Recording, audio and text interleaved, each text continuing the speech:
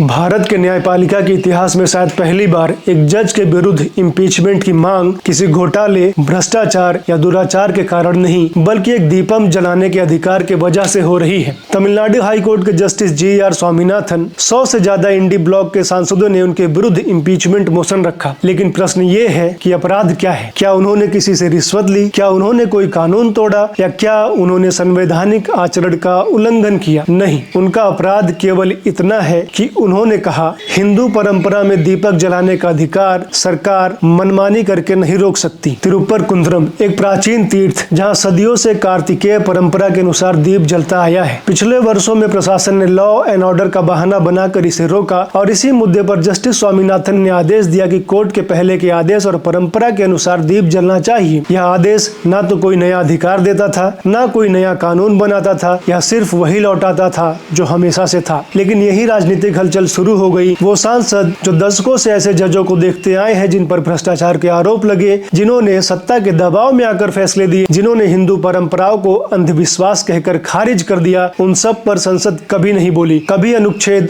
124 का उपयोग नहीं हुआ। लेकिन जैसे ही एक जज ने ये कहा कि हिंदुओं को भी अपने धर्म के अधिकार खुले, सम्मानजनक और संवैधानिक रूप से मिलने चाहिए, तो पूरा राजनीतिक ढांचा हिल गया। कुछ विश्लेषकों के अनुसार इस कहानी को समझने का एक सामाजिक पहलू भी है। एक ब्राह्मण जज का राजनीतिक स्थापित संरचना के विरुद्ध खड़ा होना तमिलनाडु की द्रविडियन राजनीति के लिए असहज हो सकता है। यह वही राजनीति है जहां पर दशकों से ब्राह्मण बेसिंग एक राजनीतिक पहचान के रूप में प्रयोग होती रही है, और ऐसे माहौल में एक ब्राह्मण जज का हिंदू अधिकारों की रक्षा करने वाला निर्णय देना शायद इसलिए ज्यादा खतरनाक माना गया। लेकिन इससे भी बड़ा मुद्दा है संदेश। ये इम्पीचमेंट सिर्फ एक जज के विरुद्ध नहीं, ये एक चेतावनी है पूरे न्यायपालिका को। अल्पसंख्यक अधिकारों की बात करो तो आप सेकुलर जज कहलाएंगे, हिंदू अधिकारों की बात कीजिए तो आप खतरा बन जाएंगे। यह मामला ये बताता है कि भारत में लड़ाई किसकी है, कानून की, संविधान की या विचारधारा की। और सबसे बड़ी विडंबना, संसद का सबसे गंभीर हथियार इम्पीचमेंट पहली बार प्रयोग हुआ किसके लिए? किसी न्यायिक भ्रष्टाचार के लिए नहीं, किसी अपराध के लिए नहीं, बल्कि एक दीपम के लिए। एक दीप जिसने एक गहरी सच्चाई रोशन कर दी है। अब प्रश्न भारत के लोगों के सामने है, सोचिए, क्या भारत के संविधान में लिखे हुए हिंदू अधिकार आज सिर्फ पुस्तकों तक सीमित रह गए हैं? क्या अदालत जब हिंदुओं के पक्ष में बोले तो उन जजों को ही कटघरे में खड़ा कर दिया जाएगा? और अगर यह संदेश आने वाले जजों तक पहुंच गया तो उनके निर्णय कैसे होंगे? यह सिर्फ एक आदेश की कहानी नहीं, यह भारत की वैचारिक लड़ाई की अगली पंक्ति है। आप लोग जुड़े रहिए, देखते रहिए प्यारा भारत।